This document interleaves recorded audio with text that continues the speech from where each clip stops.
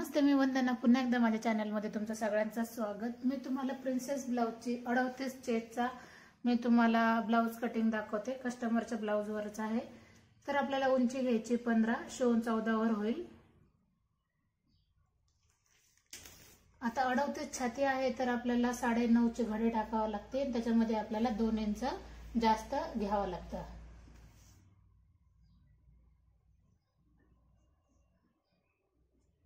आता हे माप जेवढं बसले आपलं तेवढंच आपल्याला वरती पण घ्यायचंय आणि आपल्याला एक लाईन आखून घ्यायची.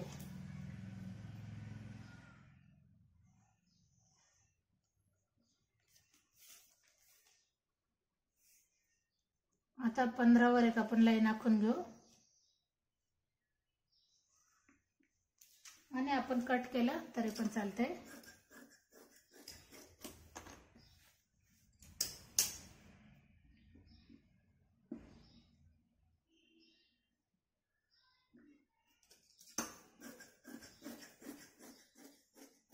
आपल्याला जेवढा कपडा लागतो आपण तेवढाच घेतलाय. आता आपण अगोदर पाठीमागचा भाग कट करू. तर पुन्हा एकदा सांगते, उंची आहे 15, शोल्डर टाकायचे आपल्याला 5.5 इंच. 38 छाती आहे, 5.5 इंच आपण शोल्डर टाकणार आहोत आणि 2.5 इंच गळ्यासाठी टाकणार. तर पाठीमागचा गळा आहे तर पाठीमागचा गळा 10.5चा आहे तर 10.5 वर एक मार्क करू. वरती 2.5 घेतले तर खाली मी 3.5 किंवा 3 इंच घेतलं तरी पण चालतंय. आकर्षित गळा दिसतो. आता आपण हे दोन्ही पॉइंट एकत्र करून गळ्याला आकार द्यायचा आहे. साधा गळा टाकायला सांगितलंय कस्टमरनी, तर मी गोल गळा हा घेते. आता मोंड्यासाठी आपल्याला 5.5 इंच घ्यायचे. आपण पुन्हा एकदा 5.5 वर एक खूण करू, म्हणजे आपल्याला मोंडा 5.5 वर एकदम करेक्ट घेता येईल. तर बघा, 5.5 वर एक लाईन आखली.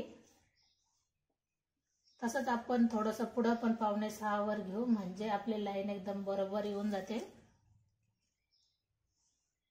आता 9.5 ची घडी म्हटल्याच्या नंतर आपल्याला 9.5 वर एक मार्क करायचंय आणि 5.5 च्या निम्म आपल्याला घ्यायचंय. एक पॉइंट मध्ये द्यायचाय आणि आपल्याला 1.5 इंचावर एक आकार देऊन घ्यायचाय,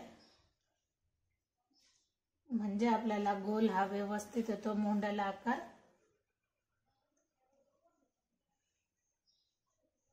अशा पद्धतीने.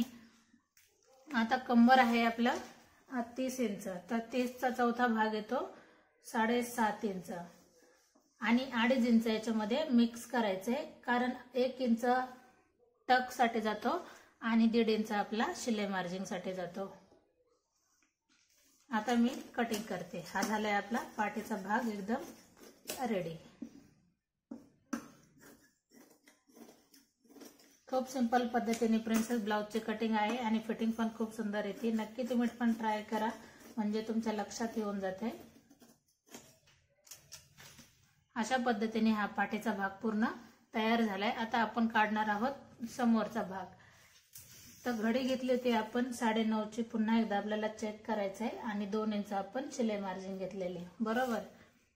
आता 15 ची उंची घेतलेली, तर 1-2 ठिकाणी आपल्याला पॉइंट देऊन घ्यायचे आणि आपल्याला एक लाईन आखून घ्यायची.